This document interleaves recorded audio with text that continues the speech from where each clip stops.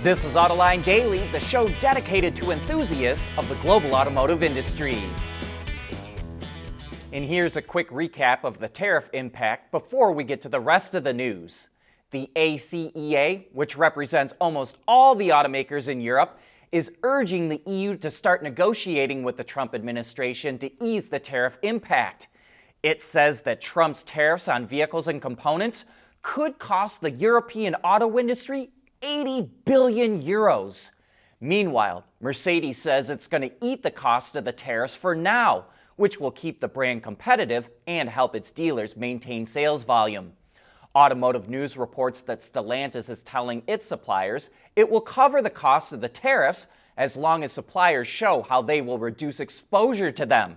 And by the way, the tariffs on components don't go into effect until May 3rd. And they're not being applied to components made under the USMCA Free Trade Agreement because the Trump administration hasn't figured out how to do that yet. Porsche and Mercedes finally reported their Q1 sales, and it looks like it could be a rough 2025. Mercedes saw its sales fall 7%, while Porsche was down 8%. But here's the weird thing. Their sales were up in the US. The drop-off was all in China and Europe. Porsche really took a hit in China, with sales falling 42%, while sales in the US were up 40% and set an all-time record.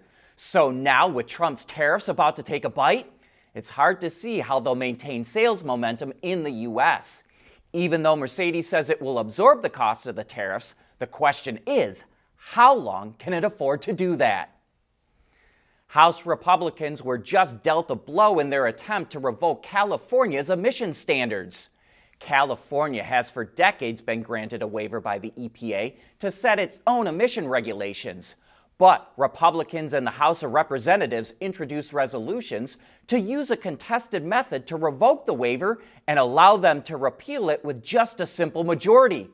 But the Senate parliamentarian just ruled that the regulations California enacted using the waiver cannot be dismissed under the Congressional Review Act, which aligns with a prior federal decision on the matter.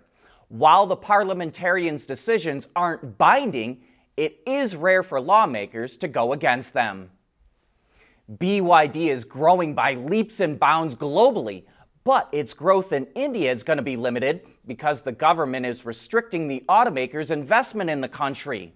Last year, India rejected a $1 billion investment from BYD with a local partner.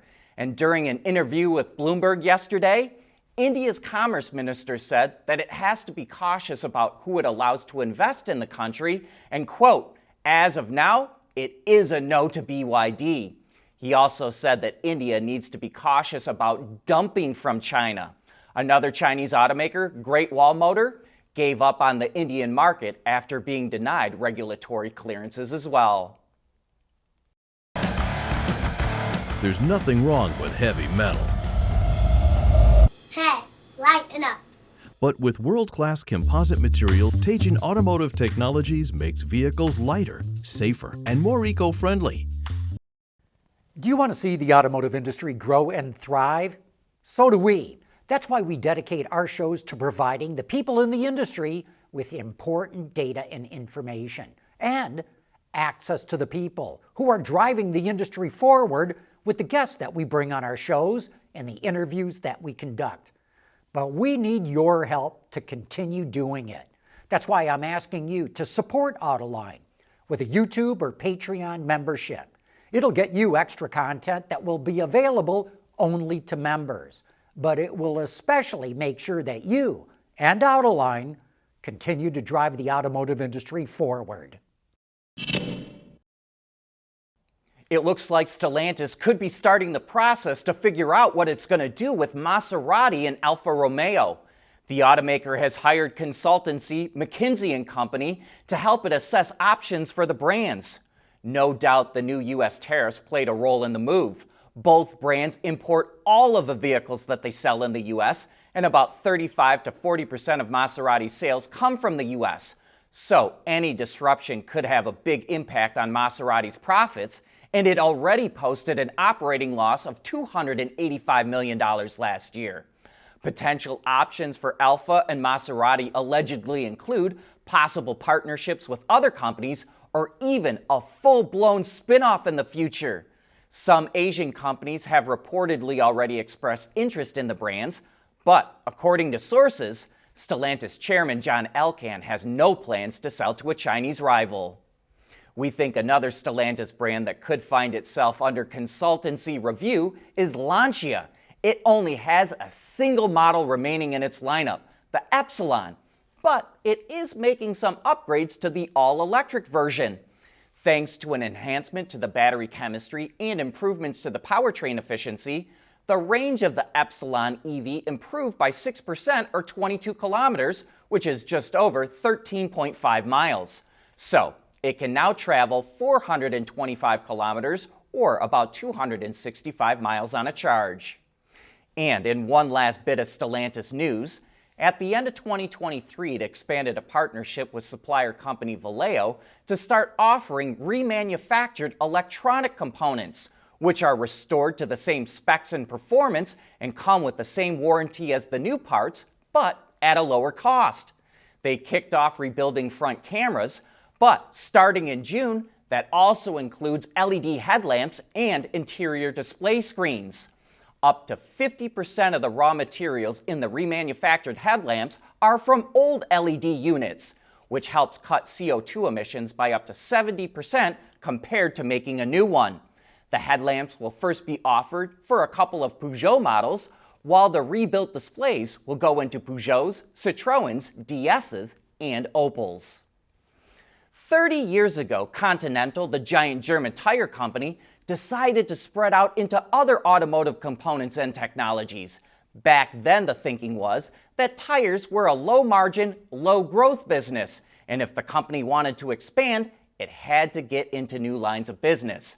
Fast forward to today, and Continental has completely switched that thinking.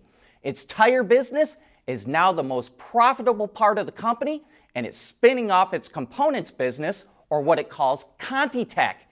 It's a mishmash of products for different business sectors, including agriculture, construction, food processing, mining, and of course automotive. Some of its automotive tech includes autonomy, connectivity, and safety systems. You'd think that technology would be snapped up by competitors or private equity. But one of the reasons that Continental is spinning off ContiTech is that it couldn't find anyone who wanted to buy it. But after the spin-off, it wouldn't surprise us to see ContiTech start to sell off pieces of its business. Is this a sign that the price war in China is starting to end? XPeng is raising the price of its X9 minivan for the 2025 model year. The van went on sale last year with a starting price of just over $49,000. But the model now starts at $54,500 or a $5,500 increase. It does offer upgrades like more features and technology, but the powertrain is similar to the outgoing model. The X9 also hasn't sold that well, with 23,300 deliveries from January of 2024 to February of this year. According to Car News China, Wuling now has the cheapest EREV or extended range electric vehicle in China. The Hongguang EREV van just went on sale with a starting price of roughly $9,400. It features a 94 horsepower, 1.5-liter engine that acts as a generator for an 8.5 kilowatt-hour battery pack, which sends power to a rear-mounted 100 horsepower electric motor. That setup returns an electric-only range of about 50 kilometers or 31 miles and a combined range of 1,000 kilometers or 621 miles. But what's more impressive to us is that the all-electric commercial version of this van only costs about $137 more. And that brings us to the end of today's show. Thanks for making Autoline a part of your day.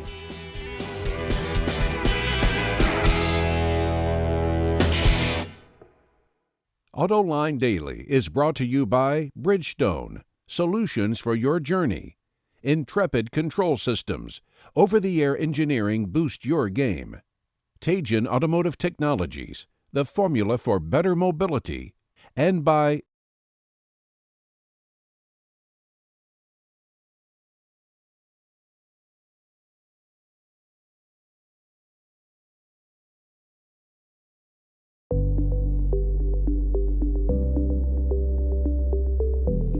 Developing today's vehicles, issues can happen in an instant. When's the best time to solve a problem? The minute you know you have one.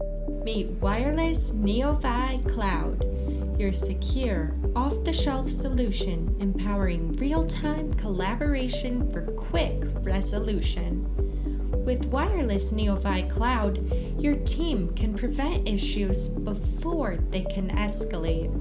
Driver communication data and remote diagnostics to analyze and resolve your problems using OTA, allowing your executives oversight throughout the process. Wireless NeoVi Cloud, your vehicle update solution in production and on the road. Intrepid Control Systems, driven by your data.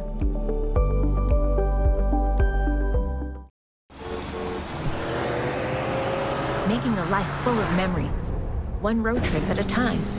That's what really matters. Bridgestone Weather Peak tires with a 70,000-mile limited warranty.